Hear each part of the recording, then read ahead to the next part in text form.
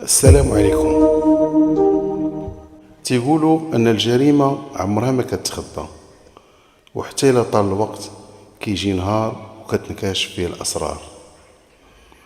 وسط الزحام ديال كازا وفي الصمت ديال الغابه في بن سليمان كان كيتحرك مجرم، ماشي بحال اي مجرم. كان كيتصرف ببروده وكيخطط بحساب، كيستدرج، كيقتل وكيحرق الجثه بلا رحمه، وكل شيء داخل وكالة عقارية وسط حي عامر بالناس. هذا ماشي فيلم، ماشي قصة من رواية، هذا الواقع اللي عاشوه المغاربة ما بين سنة 1998 و 2002. ومع كل جثة كتلقاها متفحمة كيتطرح سؤال واحد: واش غادي نبقاو ساكتين حتى تطيح الضحية الجاية؟ اليوم غادي نرجعو لحكاية سفاح بن سليمان، الراجل اللي حول وكالة لزنزانة موت، وبرودة الدم ديالو خلى الرعب يعيش وسط الناس.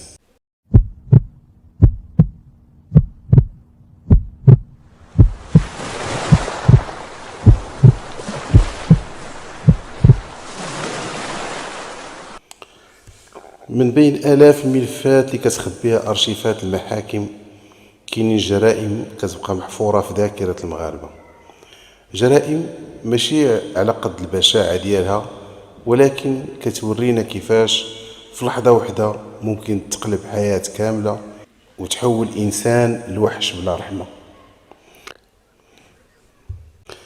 الحلقة ديال اليوم غادي نرجعو فيها لقصة سفاح بن سليمان، راجل ما كيترددش، كيخطط، كيقتل وكيحرق الجثة باش يمحي آثار الجريمة.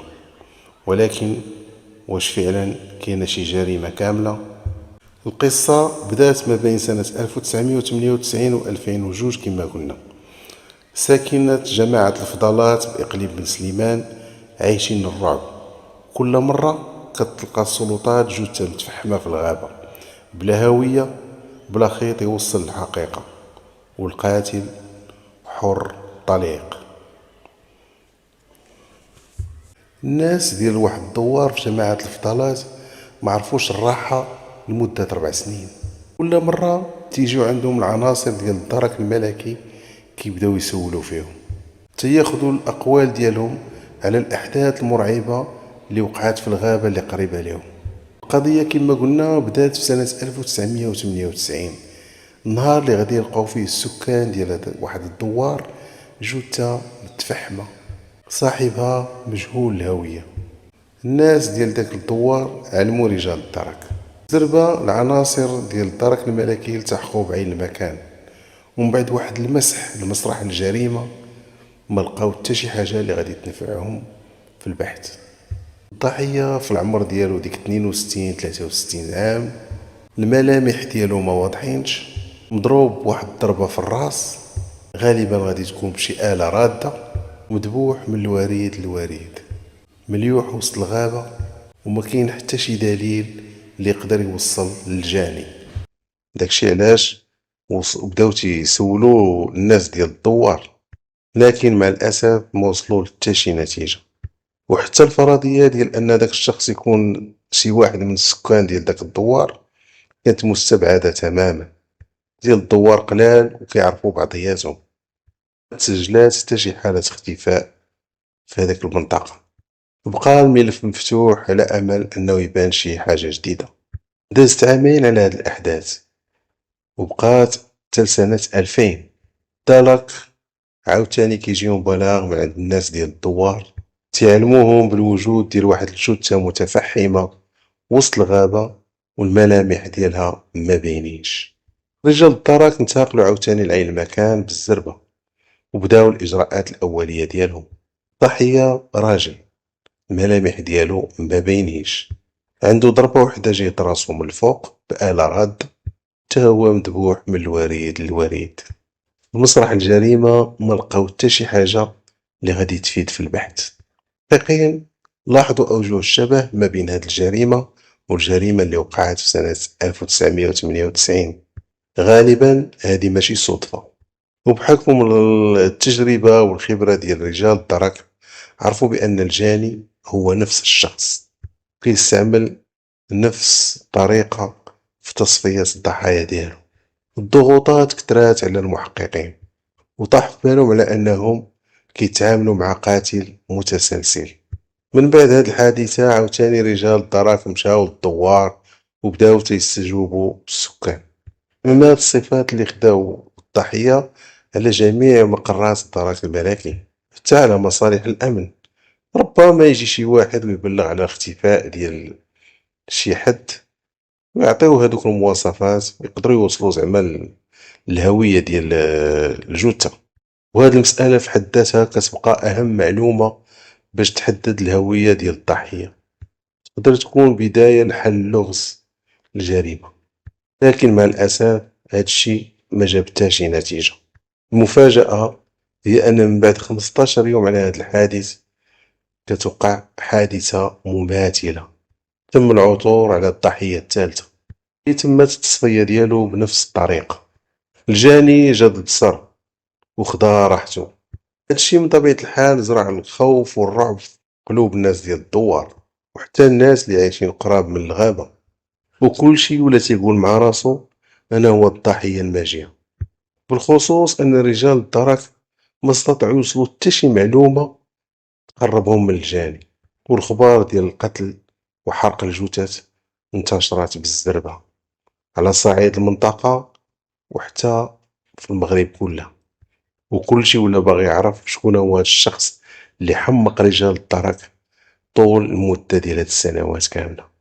الضحية الثالث ومن حسن الحظ الناس ديال الدوار استطاعوا يطفيو العافية قبل ما تاكل الجسم ديالو كامل. ومن بعد ما الناس ديال التحقيق القضائي قلبوه مزيان لقاو في جيبو واحد الورقة إدارية فيها الاسم والنسب وشكون هو. أخيرا المحققين قالوا الله قدرنا نوصلوا لواحد الهوية بعدا ديال هاد الشخص هذا. ولكن العائلة اللي مشاو لعند العائلة ديالو كلهم أكدوا لهم بأن السيد ما عنده العداوة مع حتى شي حد، لكن آخر مرة خرج منها من الدار كان معول باش يبيع الطوموبيل ديالو. السيد ما كانش كيعاود التفاصيل ديال حياته للناس اللي قراب ليه، حتى واحد ما عرفو بمن تلاقى ولا معاه من تلاقى. هنا القضية ولات واضحة، الجاني هو شخص واحد، ولكن شكون هو وشنو هي العلاقة ديالو بهاد الضحايا بثلاثة الله أعلم.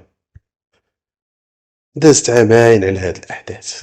نهار 20/6/2002 مع جوايا 6 ديال الصباح تقريبا كان ديال داك الدوار نيت شمو الريحة ديال شي حاجة كتحرق قريبة منه، خصوصا أن الغابة ولات مصدر رعب بالنسبة لهادوك السكان كاملين. مشاو شي ناس كيجريو المصدر ديال الرائحة، لقاو راسهم قدام جثة ديال واحد الراجل ولكن يلاه بدات كتحرق. كلشي تصدم، شي ناس تشجعوا وقربوا من الضحية وحاولوا باش يطفيو ديك العافية في أقرب وقت ممكن. شي ناس أخرين علموا رجال الدرك بهاد الكارثة عاوتاني اللي لقاو. رجال التشخيص القضائي من خلال المعاينة الأولية كيبان لهم بأن الشخص مضروب بآلة رادة لجهة الراس ديالو، وكذلك مدوزين عليه من الوريد للوريد، عاد شعلوا فيه العافية نفس الطريقة باش تصفات لهادوك الثلاثة الضحايا الأولين. زاد الضغط كتر على أعضاء الدرك الملكي والمحققين اللي كانوا شادين الملفات ديال هاد القضايا هاد، خصوصا الضغط الكبير راه عرفوه من طرف السكان ديال المنطقة وحتى من المسؤولين الكبار ديالو. وزاد تأكد المواطنين وسكان المنطقة بالخصوص أن الجاني ما غاديش يوقف عند هاد الحد. الناس ديال التشخيص القضائي من خلال المعاينة الأولية والبحث ديالهم ملي كانوا تيديروا مسح لديك المنطقة لقاو واحد الوثائق إدارية ديال هداك الشخص كان فيها الاسم الكامل ديالو والعنوان وشي معلومات أخرى. ومن خلال هاد المعلومات قدروا باش يتوصلوا للأسرة ديال الضحية، راجل في الخمسينات مجوج وعنده وليدات عايش في كازا وبالضبط في حي البرنوسي. بعد ما استدعاو العائلة ديالو بنتو الكبيرة غتدلي بواحد المعلومات اللي عندها قيمة كبيرة. قالوا ليها شكون هو آخر شخص تلقى الأب ديالك، اليوم نهار الأربعاء 19 شهر 6 دزت عند بابا المحل ديالو، كنت جالسة معاه وجاتو واحد المكالمة هاتفية، كان اتصل بيه واحد السيد سمسار عندو وكالة عقارية في نفس الحي اللي فيه المحل ديال بابا. خلال الهضرة اللي دارت بيناتهم فهمت منو أنه من بعد ما غيسد المحل ديالو غادي يمشي عندو باش يتوسطلو في البيع ديال الطوموبيل ديالو. من بعد أنا مشيت في حالي وخليته هو مشى عند السمسار. أصابع الاتهام كلهم توجهوا للسمسار، داو السمسار للتحقيق. السمسار من مواليد سنة 1952، ديك الساعة كانت في العمر ديالو 50 سنة، مزوج وعنده 6 الوليدات، زاد في واحد الدوار من نواحي ديال بن سليمان. غادي يموت دابا باش مشى لكازا، تزوج تما ودار وليدات. بنا واحد الدويرة ولتحت ديال الدار دار واحد الكراج ودار فيه وكالة عقارية. وحتى شهر 3 في 2002 عاد مشى تحول وسكن في بن سليمان، بقى خدام في الوكالة ولكن كيدير لا نافيط بن سليمان كازا. رجال الدرك مشاو جابو هاد السمسار، هو بالأقوال ديال البنت ديال الضحية كر هادشي كامل، قال لهم هادشي ما منو والو، قال لهم ما عمرني ما تعاملت مع هاد السيد من قبل، قال لهم ماشي انا اللي اتصل بيا وما عندي به حتى علاقة، وماشي انا بوحدي اللي سمسار. راك دوزو بزاف الوقت مع هاد السيد هذا في التحقيق ولكن ما وصلوا حتى شي نتيجة. السيد بقى شاد في هضرته، حقيقة ما كان حتى شي دليل ملموس. طلقوا الصراح ديالو من بعد 10 ايام ديال التحقيق. العائلة ديالو من بعد هادشي هذا ما عجبهمش الحال، كيفاش ما قلت لكم بان الاسم ديال هاد الضحية تهامي، كانوا متأكدين بانه هذاك السمسار هو اللي صفاه لباهم، خصوصا ان بنته قالت لهم بان بابا علمني وقال لي راه غادي لعندو وانا كنعرفو لان قريب المحل ديال بابا، كانت متأكدة بأن آخر واحد تلاقى معاه هو السمسار. من بعد بزاف ديال الضغوطات على رجال الدرك قرروا باش يداهموا الدار ديال هاد السمسار هذا، بطبيعة الحال من بعد ما خداو إذن من عند وكيل الملك. ربما يقدروا يلقاو شي حاجة اللي تنفعهم في هاد البحث، اليوم فرضية ديال أن هاد السمسار هو القاتل بصح. وبالفعل وتحت إشراف النيابة العامة وبلا خبر السمسار، عناصر من الدرك الملكي مشاو للدار ديالو مباشرة. في كان نهار 24 شهر تسعود 2002. بالفعل الشك ديال العائلة ديال الضحية كان في محله. رجال الدرك غادي يلقاو في الوكالة الآلات اللي كان تيستعمل الجاني في تصفية الضحايا ديالو، موس من الحجم الكبير، هاد العصا غليظة وكبيرة. وفي واحد المجر لقاو واحد الملف جمع فيه بزاف ديال الوثائق والأوراق ديال الضحايا ديالو. مداهمة كانت ولكن السمسار ما كانش في المحل، كان خارج. السمسار ملي جا وقف لقى رجال الدرك طايحين لفمو، ما فهم والو. قلبوه لقاو عنده السواز ديال الطونوبيل ديال الضحية الاخراني. سولوه قالوا له فين هي هاد الطونوبيل؟ قال لهم راه في المحمدية. لاها تما في واحد الباركينغ في حي الحسنية. بالفعل مشاو رجال الدرك ولقاوها. من بعد ساعات ديال التحقيق وأمام الأدلة اللي كتزيد كتكشف نهار، واعترف، قال لهم أنا اللي قتلتهم كاملين. اعترف بجريمة ديال هاد الضحية الأخرى، وزادو قال قبلو كانوا 3 أخرين، شرطي متقاعد، واحد السيد صاحبي، واحد المقاول في البناء. الطريقة كانت وحدة، يستدرج الضحية للوكالة، يضربو بعصا، يذبحو، يشد الجثة، يديها في السيارة ديال الضحية حتى للكواسم، هذيك المنطقة اللي قلنا، كيحرقها ويرجع بحال حتى شي حاجة ما كانت. 4 سنين، 4 ارواح، نفس السيناريو، والسبب مشاكل مالية على حساب ما قال. ولكن واش الفقر كيخلي الإنسان يتحول لسفاح؟ في 27 شتنبر 2002 تقدم قدام الوكيل العام بالدار البيضاء. التهم كانت القتل العمد مع سبق الإصرار، تشويه الجثة، إخفاء الأدلة، وتحكم بالإعدام. كان كيدير في بالو أنه ذكي، أنه غادي يفلت وغادي يطوي الملفات بجثث متفحمة ما تعرفها، ما يعرفها حتى شي واحد. سفاح بن سليمان ما كانش مجرد قاتل، كان إنسان لبس قناع ديال الوسيط، متحرك وسط الناس عادي، ولكن في كل واحد لحظة كان كيتربص بضحية جديدة. اليوم القصاص دار خدمته والمجرم تحكم عليه بالإعدام، لكن الأرواح اللي مشات والعائلات اللي تشتتات علامة الذنوبة. هاد القصة كتدق ناقوس الخطر وكتقول لنا ماشي أي وجه بشوش كيعني الأمان، وماشي أي قلب ساكن فيه الخير.